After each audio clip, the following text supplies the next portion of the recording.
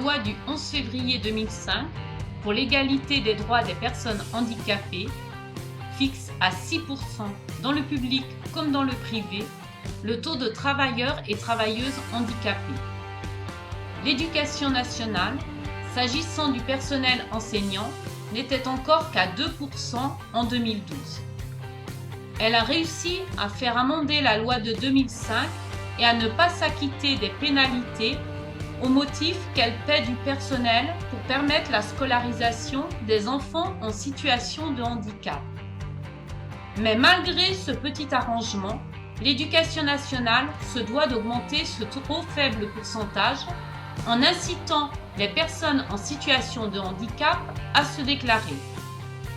Pour atteindre cet objectif quantitatif, elle a déroulé le tapis rouge et lancé des campagnes d'incitation. Le handicap, tous concernés.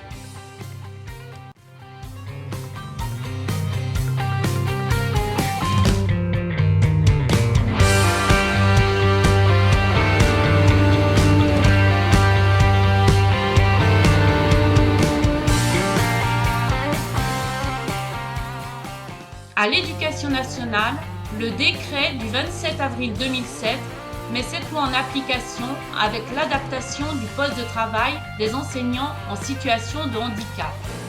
L'aménagement du poste de travail est destiné à permettre le maintien en activité des personnels en situation de handicap. Cet aménagement peut consister notamment en une adaptation des horaires ou en un allègement de services.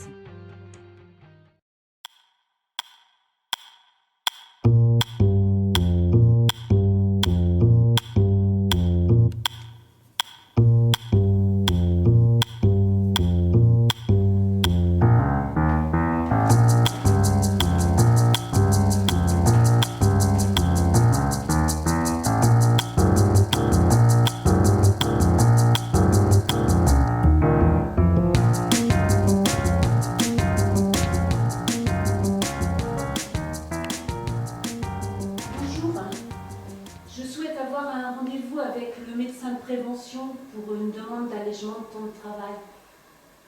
Ah, mais désolé, le secrétariat du médecin de prévention est fermé le mercredi après-midi. Revenez un autre jour. Mais les autres jours, je suis avec mes élèves. Mais de toute façon, vous savez, il n'y a qu'un seul médecin de prévention pour toute l'académie. Vous aurez un rendez-vous dans 6 mois. Je fais quoi alors ?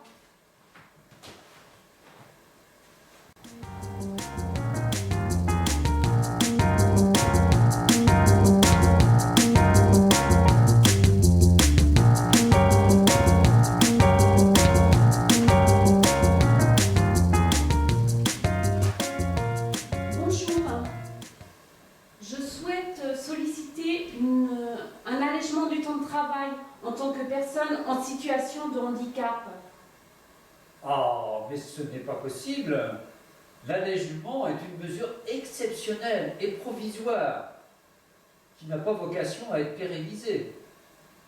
Par contre, votre situation vous permet de solliciter un temps partiel au titre du handicap. Posez votre demande, nous examinerons votre dossier avec la plus grande bienveillance. Mais la bienveillance n'a rien à voir ici. Si je prends un temps partiel, je n'ai pas de compensation financière, contrairement à un travailleur du privé dans la même situation. Oh, nous n'avons pas vos difficultés à traiter. Prenez rendez-vous avec le médecin de prévention. Mais je l'ai déjà fait.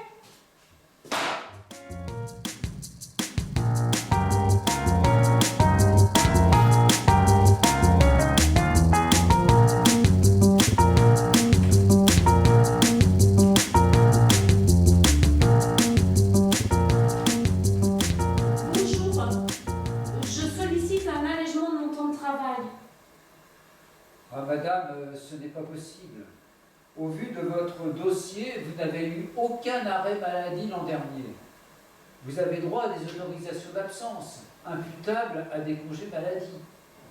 Prenez-les, ça nous évitera un allègement.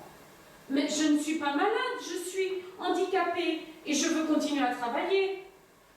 Eh bien, faites un bilan de compétences, demandez une formation. Mais j'ai fait des formations et on ne m'a rien proposé après. Oh.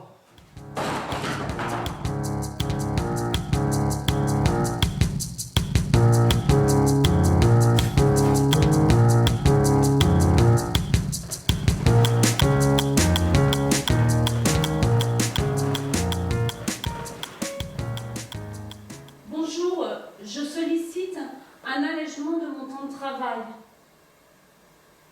Mais ce n'est pas possible. Au vu du grand nombre de demandes d'allègement, les quotas sont atteints. Nous ne pouvons plus en octroyer. Mais je suis travailleuse handicapée, vous avez l'obligation d'emploi. Eh bien, prenez rendez-vous avec un expert du rectorat qui vous aidera à présenter une demande de poste adaptée. Mais je veux continuer à travailler sur mon poste. Oh,